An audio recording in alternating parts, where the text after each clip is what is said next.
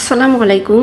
অন্তর্বর্তীকালীন সরকারের প্রধান হিসেবে শপথ নিয়েছেন ডক্টর মোহাম্মদ ইউনূস। সরকারের উপদেষ্টা পরিষদে রয়েছেন আরও 16 জন। ডক্টর মোহাম্মদ ইউনূস অন্তর্বর্তী সরকারের প্রধান হিসেবে দায়িত্ব নিয়েছেন। নোবেল বিজয়ী এই অর্থনীতিবিদ 1983 সালে গ্রামীণ ব্যাংক প্রতিষ্ঠা করেন। 2020 সালের বার্ষিক প্রতিবেদন অনুযায়ী ব্যাংকের গ্রাহক সংখ্যা 90 লাখের বেশি। এর মধ্যে 97% বেশি নারী। ক্ষুদ্র ঋণের মাধ্যমে গ্রামীণ নারীদের দারিদ্র্য বিমোচনের জন্য 2006 সালে ডক্টর মোহাম্মদ ইউনূস ও গ্রামীণ ব্যাংক শান্তিতে নোবেল পুরস্কার পান। সালেহউদ্দিন আহমেদ বাংলাদেশ ব্যাংকের সাবেক গভর্নর হিসেবে দায়িত্ব পালন করেছেন এই অর্থনীতিবিদ। 1970 সালে ঢাকা বিশ্ববিদ্যালয়ের অর্থনীতিতে স্নাতকোত্তর পাশ করেন। পাকিস্তানের কেন্দ্রীয় প্রশাসনের সিভিল সার্ভিস অব পাকিস্তান ক্যাডারে যোগ দেন। 1978 সালে কানাডার হ্যামিল্টন শহরে অবস্থিত ম্যাকমাস্টার বিশ্ববিদ্যালয় থেকে অর্থনীতিতে পিএইচডি ডিগ্রি লাভ করেন। ডক্টর আসিফ নজরুল ঢাকা বিশ্ববিদ্যালয় আইন বিভাগের অধ্যাপক। এছাড়া তিনি একজন কথা সাহিত্যিক, রাজনীতি বিশ্লেষক, সংবিধান বিশেষজ্ঞ, কলামিস্ট। বৈষম্য বিরোধী ছাত্র আন্দোলনের পুরোটা জুড়ে শিক্ষার্থীদের পাশে ছিলেন তিনি। আদিলুর রহমান খান তিনি একজন মানবাধিকার কর্মী এবং মানবাধিকার সংস্থা অধিকারের প্রতিষ্ঠাতা। তিনি একজন আইনজীবী এবং সাবেক ডেপুটি অ্যাটর্নি জেনারেল হিসেবেও দায়িত্ব পেয়েছেন। এএফ হাসান আরিফ তিনি একজন বাংলাদেশি আইনজীবী, বাংলাদেশের সাবেক অ্যাটর্নি জেনারেল এবং ফখরুদ্দিন আহমেদের নেতৃত্বে তত্ত্বাবধায়ক সরকারের আইন, বিচার ও সংসদ বিষয়ক মন্ত্রণালয়, ভূমি এবং ধর্ম মন্ত্রণালয় বিষয়ক উপদেষ্টা হিসেবে দায়িত্ব পালন করেছেন। মোহাম্মদ তৌহিদ হোসেন বাংলাদেশের সাবেক পররাষ্ট্র সচিব হিসাবে দায়িত্ব পালন করেছেন তিনি। এছাড়া দক্ষিণ আফ্রিকায় বাংলাদেশের সাবেক হাই কমিশনারও ছিলেন তিনি। সৈয়দ রিজওয়ানা হাসান পরিবেশ বিষয়ক সচেতনতা তৈরির স্বীকৃতি হিসেবে 2007 সালে জাতীয় পরিবেশ পদক পান এবং 2012 সালে রেমন ম্যাগসেসে পুরস্কার পান। প্রথম বাংলাদেশি হিসেবে 2009 সালে পরিবেশের নোবেল খ্যাত গোল্ডম্যান এনভায়রনমেন্টাল পদক পান তিনি। 2009 সালে টাইম সাময়িকী তাকে হিরোজ অব এনভায়রনমেন্ট খেতাব দেয়। সৈয়দ রিজওয়ানা হাসানের জন্ম 1968 সালে ঢাকায়। শারমিন মুর্শিদ নির্বাচন পর্যবেক্ষক হিসেবে তিনি বাংলাদেশে বেশ পরিচিত। এছাড়া ব্রতের প্রধান নির্বাহী কর্মকর্তা হিসেবে দায়িত্ব পালন করেছেন।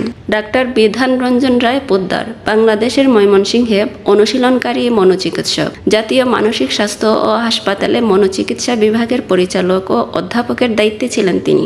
এম সাখাওয়াত হোসেন তিনি সাবেক সামরিক কর্মকর্তা, নির্বাচন কমিশনার হিসেবে দায়িত্ব পালন করেছেন। অন্তর্বর্তী সরকারের দায়িত্ব গ্রহণের আগে তিনি SIPG'র সিনিয়র রিসার্চ ফেলো হিসেবে দায়িত্ব পালন করেছেন। ফরিদা আক্তার একজন উন্নয়ন কর্মী হিসেবে কৃষির উন্নয়ন কাজ করেছেন। দায়িত্ব নেওয়ার আগে তিনি উন্নয়ন বিকল্পের নীতি নির্ধারণী গবেষণা এর নির্বাহী পরিচালক ছিলেন। নূরজাহান বেগম 2010 সালে গ্রামীণ ব্যাংকের চেয়ারম্যান হিসেবে নিযুক্ত হন। তিনি নোবেল বিজয়ী প্রতিষ্ঠান গ্রামীণ ব্যাংকের ভারপ্রাপ্ত ব্যবস্থাপনা পরিচালক হিসেবে দায়িত্ব পালন করেন। দায়িত্বটি পেয়েছিলেন ব্যাংকের প্রতিষ্ঠাতা ডক্টর মোহাম্মদ ইউনূসের কাছ থেকে। এরপর তিনি গ্রামীণ পরিবারের একটি অলাভজনক শিক্ষা প্রতিষ্ঠান গ্রামীণ শিক্ষার ব্যবস্থাপনা পরিচালক হিসেবে দায়িত্ব পালন করেন। নাহিদ ইসলাম বৈষম্য বিরোধী ছাত্র আন্দোলনের অন্যতম সংগঠক। তার নেতৃত্বে গড়ে ওঠা আন্দোলনে পদত্যাগে বাধ্য হন সাবেক প্রধানমন্ত্রী শেখ হাসিনা।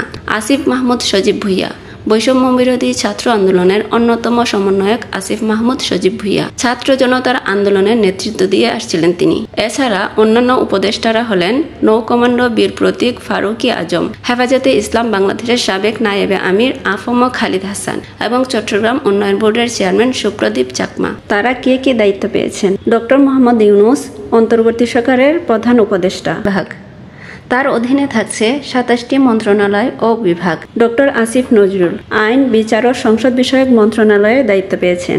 আদিলুর রহমান খান শিল্প মন্ত্রণালয়ে দায়িত্ব পেয়েছেন। এএফ হাসান আরিফ পল্লী উন্নয়ন ও সমবায় মন্ত্রণালয়ের দায়িত্ব পেয়েছেন। মোহাম্মদ তৌহিদ হোসেন পররাষ্ট্র মন্ত্রণালয়ে দায়িত্বে থাকছেন। সৈয়দ রিজওয়ানা হাসান পরিবেশ, বন ও জলবায়ু পরিবর্তন মন্ত্রণালয়ে দায়িত্ব পেয়েছেন। শারমিন মুর্শিদ সমাজ কল্যাণ মন্ত্রণালয়ের দায়িত্বে থাকছেন।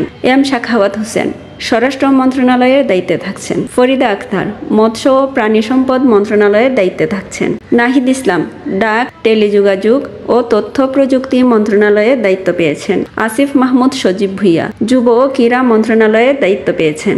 ধর্ম মন্ত্রণালয়ের দায়িত্ব পেয়েছেন হেফাজতের নায়েবে আমির আফম খালিদ হাসান। সালেহউদ্দিন আহমেদ অর্থ মন্ত্রণালয় ও পরিকল্পনা মন্ত্রণালয়ের দায়িত্ব পেয়েছেন। নূরজাহান বেগম স্বাস্থ্য ও পরিবার কল্যাণ মন্ত্রণালয়ের দায়িত্ব পেয়েছেন।